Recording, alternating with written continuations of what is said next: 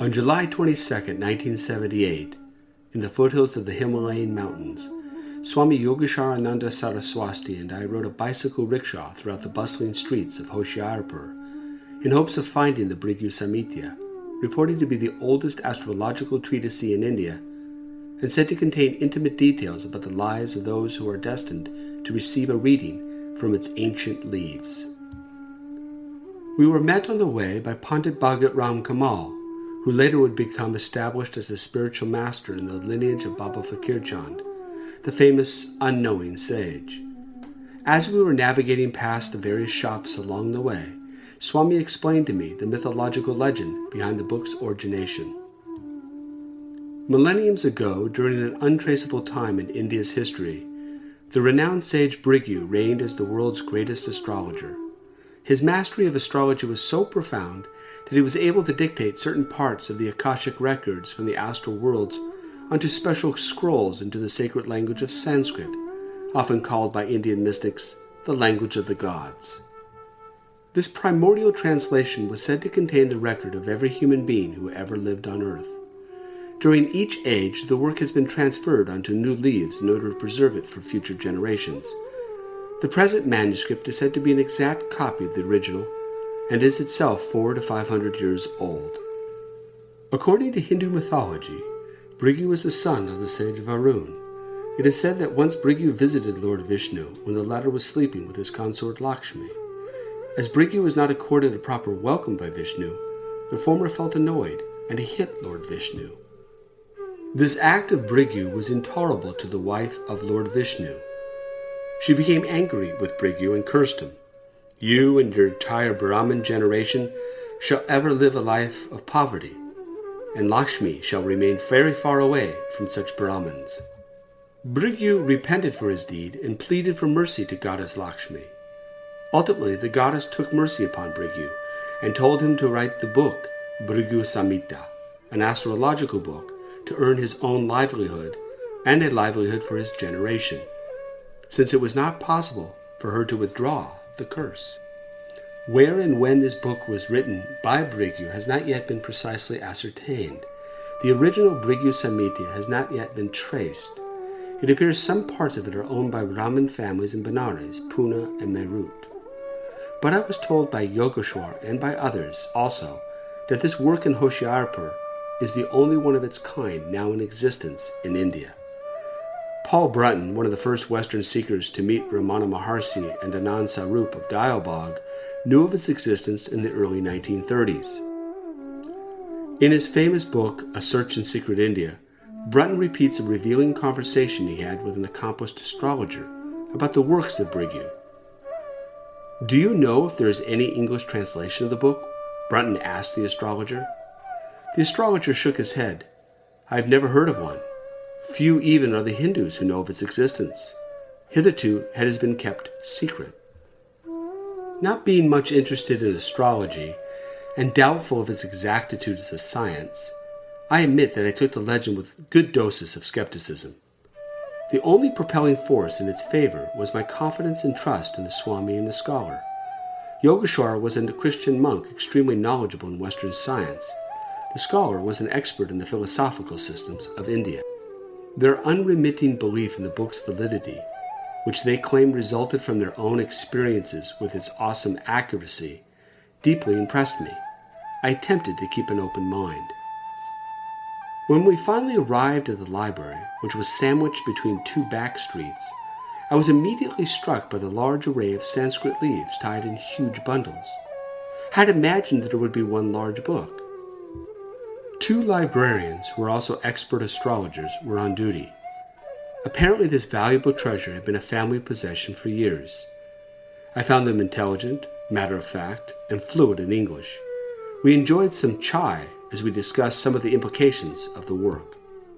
Among the innumerable papers, one particular leaf would be found which contains the details of my life, I was told. A pictograph was made by the astrologers using the date of my arrival at the Bhrigu Samhita, as well as my birthdate and birthplace. I got the impression that the most vital event was my arrival at the library. This event set all other facts into motion. Using the pictograph based upon my life, the astrologers were able to rifle through huge stacks looking for a leaf which had the same chart drawing. This precise matchup, supposedly written by the sage Bhrigu thousands of years ago, gives in Sanskrit a description of me or any other person who had arrived and whose pictograph has been computed. Everyone got involved. Several bundles were taken down from the shelf at random and untied. The two astrologers, the Swami and the scholar, got busy looking for the corresponding chart. I began to feel it was a fruitless task. However, after 15 or 20 minutes, it was found. This, I was told later, was unusually quick. It added to everyone's sense of anticipation. The two librarians and Swami Yogeshwar examined it closely, and all agreed it was an exact replica. This parched Sanskrit scroll would have the information on my life. Examining the leaf carefully, I could not help feeling an odd sense of providence. While the astrologers read through it, Swami Yogeshwar and the scholar translated its message into English. It was obvious, at least to those of us present, that this seemed to be the real deal. The first line said, and I quote, "A young man has come from a far-off land across the sea. His name is David Lane, and he has come with a Pandit and a Swami." I stopped the reading in mid-sentence and asked for an explanation as to how my name could be mentioned. Swami Yogeshwar showed me the leaf on which my name was written in Sanskrit and pointed out that the pronunciation was almost exactly the same. The scholar, although familiar with the Bhrigu Samhita, was also most impressed with its exactitude. But the astrologers accepted it as a common occurrence and read on. "This young man is here to study Dharma, or religion, and meet with holy men and saints." Certain things of a personal nature were related which I found very touching. Details of my present life were given, and there followed a description of my past lives. Swami Yogeshwar wrote down the Sanskrit and partially translated it for me on a scrap of paper. But to my surprise, I was told I could keep the original leaf if I wished. It was then I heard this amazing statement about the book from the astrologer's lips. The Bhrigu Samhita replenishes itself, and with sometimes very old leaf and sometimes less aged. We do nothing. There is no need to. The astral records manifest physically at the appropriate time and place. The Swami acted as if there had been a revelation. Indeed, his own words to me were, "God has spoken to us today, dear friend, through the agency of the Bhrigu Samhita." I gave my copy of the leaf to Swami Yogeshwar for safekeeping as I was taking a bus trip to the Sikh Golden Temple in Amritsar, a number of miles away, and I didn't want to damage it. My hope was to do some testing on it when I went back to Berkeley. But alas, my trip to India was cut short due to getting severely sick, and I couldn't make it back to the Punjab to retrieve the life reading. Interestingly, I was told several years later that Swami had died, and that the leaf was lost among his possessions. In 1981, I went back to the Bhrigu Samhita with Professor Bhagat Kamal. But alas, this time the astrologers could find no records concerning me or the scholar. I have never gone back.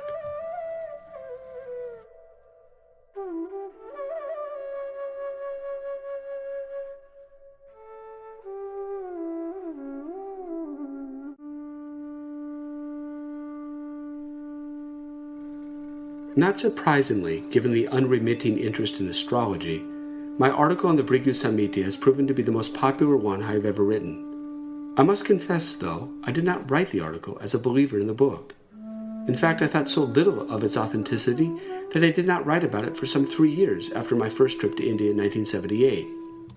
It now appears to me that the book is a fraud. I say this precisely because the work almost invariably mentions how a previous sin, committed in a previous life, can be corrected if someone donates a specific sum of money to the astrologers.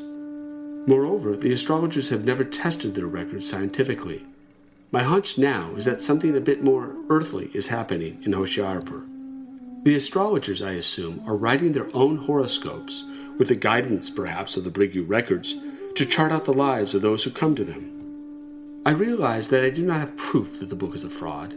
It is just that in light of Occam's razor and Hume's maxim, and my own seasoned understanding of Indian astrology, I suspect that economics, and not the Akashic records on the astral plane, are the driving imperative behind the astrologers' curious leads. However, other thinkers do not share my skepticism. Perhaps the most prominent champion of astrology is the Nobel Prize winner, Kary Mullis. As Kary Mullis explains it, when I published Dancing Naked in the Minefield, there was one 11-page chapter where I mentioned that although astrology had been abandoned by scientific disciplines, it had not been scientifically dispensed with, meaning it hadn't been disproven as a self-consistent set of observations relevant to the human psyche. Not knowing at that time that Gunther Sachs, a Swiss citizen, had published such a study, I offered my own cursory examination from Who's Who in America. When I received a copy of the astrology file, I was intrigued. Mr. Sachs' book describes the study of a limited but essential part of astrology. Where was the sun when you were born? And what do you do for a living? The observation is that something unexplainable but clearly observable is going on, to a level of certainty that would be acceptable for a paper in a scientific journal. There is a clear connection whether you or I like it or not.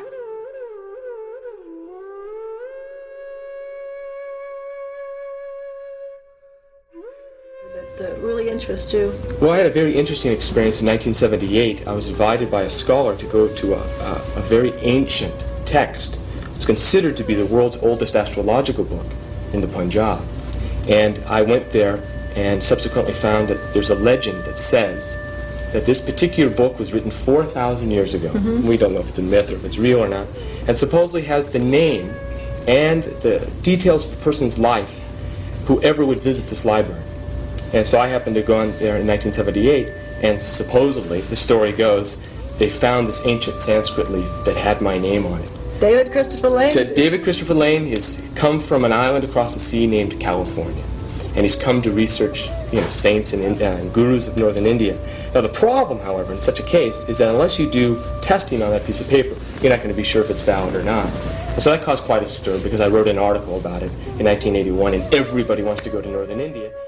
To know that was happening. It was a very strange occurrence. I can tell you that the library is very hard to get to, and there's a legend in India that only certain select individuals can get to that library.